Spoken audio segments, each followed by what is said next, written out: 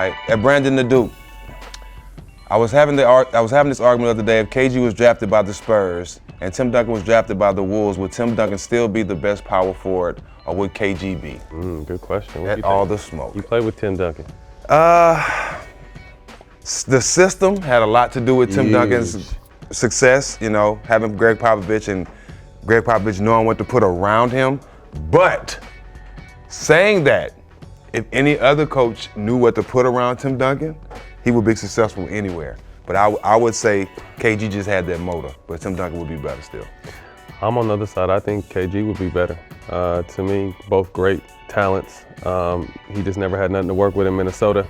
You put him in a pop system and you give him Ginobili, you give him David Robinson at the end, you give him Tony Parker, you give him everything he had, including Popovich. I'm giving the nod to KG. KG. Next question. Vinsanity_420. Indica or sativa? Don't even matter to me. I'm smoking it all. I do the same thing to me, baby. I'm a productive smoker, and I smoke throughout the day, and I have kids, so I'm more of a sativa smoker now during the day, and then an indica at night. But like my first 20 years of smoking, it was all just indica, OG, fire. But now I'm getting old, and that shit's really strong. So sativa during the day, indica at night. At peak._009.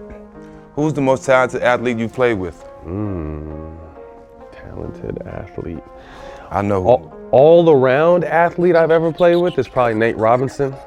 Most talented NBA player I've ever played with is Kobe. The best athlete I played with, probably Gerald Wallace. And I think the most talented athlete I played with was probably Boris Diaw. He was skilled. He could do everything. Everything. He just had a big body like a seal. And was lazy. He was lazy. He really didn't care. Had a body like a seal. Blubber. At IamOpen_pod. The media often tells the story of a tension among teammates. Wall and You don't have a body like a seal?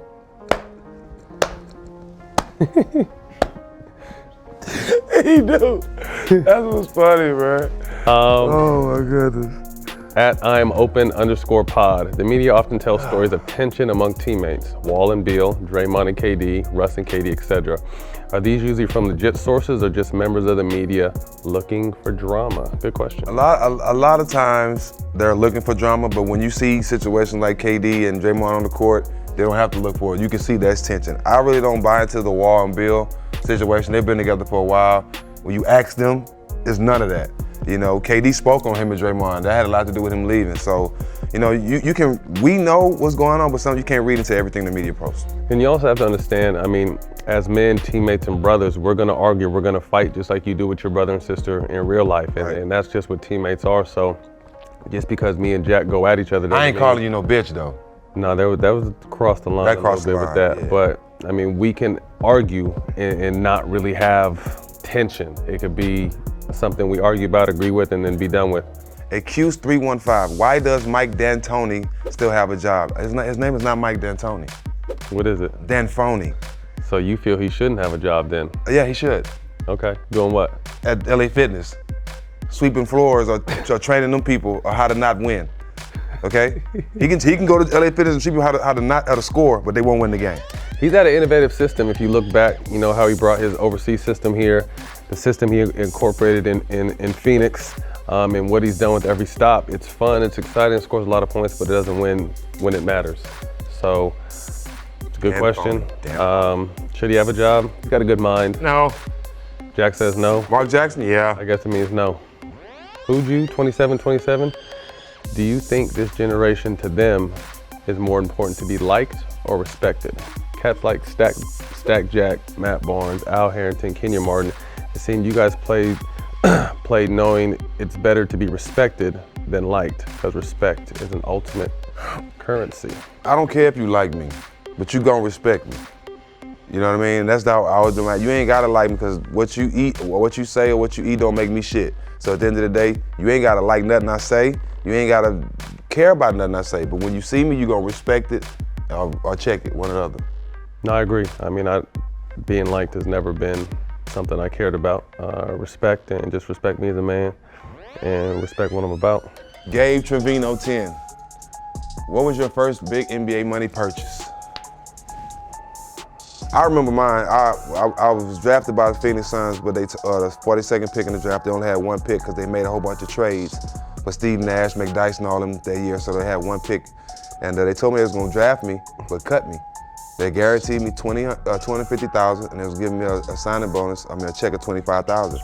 I got the check for $25,000. Me, Mike Bibby, his sister, and my brother went to the mall and spent about 22 of it on Air Max, Jordans, Jabos, Polos, all that stuff. Money. And I had to save a little bit for weed. You know what I mean? So as long as I had weed and we went out to eat, all of it, but I spent about 22 of it in the mall. Shout out Mike Bibby. My first big purchase was a house that me and my friends completely redid the backyard ourselves. So we built a pond, helped dig a swimming pool, put a basketball court down, laid the sod ourselves. So we did everything kind of ourselves, kind of a hands-on experience for a summertime, and it was dope. So that's the difference between me and Matt. He went and got a house, I went shopping. that's us in a nutshell right there. At second though, realistically, how much better can Luka Doncic get? Sky's the limit. I mean, he's young. As long as he stay healthy, I mean, he can go down as one of the top players ever to play this game, man. No question. He can do it all. I love his game. I love his skill set. I don't think we've seen a rookie as skilled as him in the NBA. They could do everything. Come in game ready like him. I think he was drafted by Real Madrid at 13. Came in NBA ready more than any player I've probably ever seen outside of LeBron. And to me, he could go down as the greatest, and that's saying a lot, greatest European player ever, and one of the NBA greats. So. Cue ball head on you. That's you. I just did the last one, didn't I? Hey, cue ball head. Out of all the players who are currently in the league, name your top 3 you want to have a smoke session with them.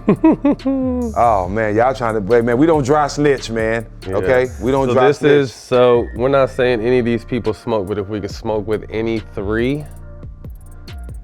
We not saying these people smoke. Say it again.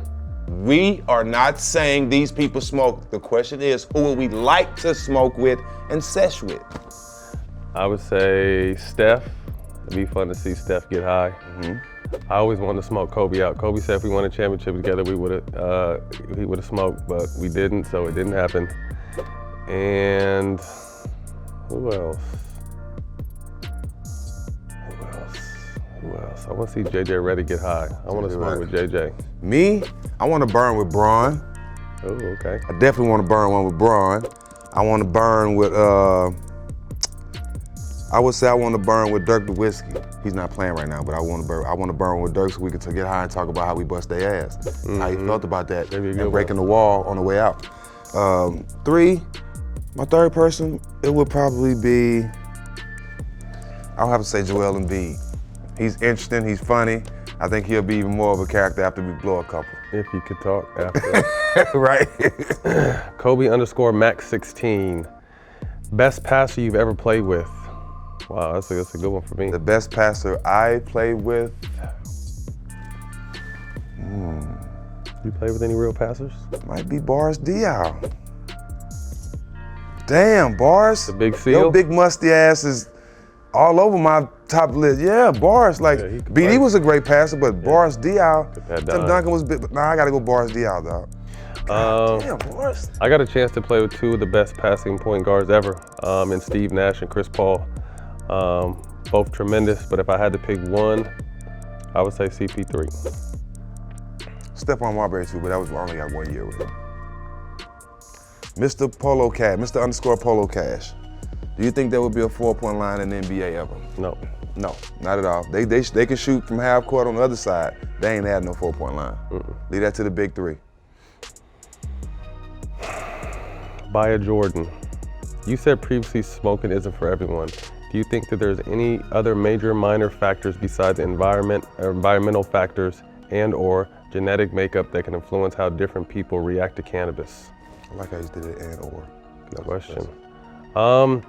I definitely think smoking is for every individual. I think with everything that you put in your body, it affects people different. So like I said, I can speak to how it makes me feel and what it does for me, which is why I've always been a fan of it. But it does hit everybody different, and I don't know about the genetic makeup or breakdown. of other people that could possibly have them not have the same experience as me. But that's where you have to kind of know yourself, and if you want to try something, try it in doses.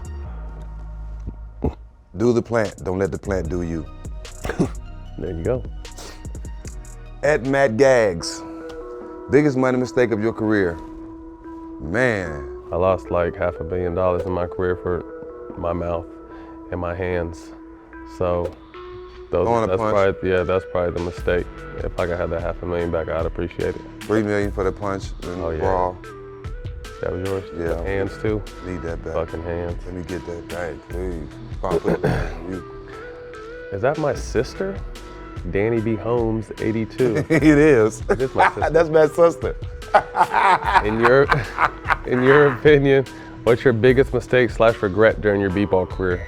Looking back, what would you change, if anything?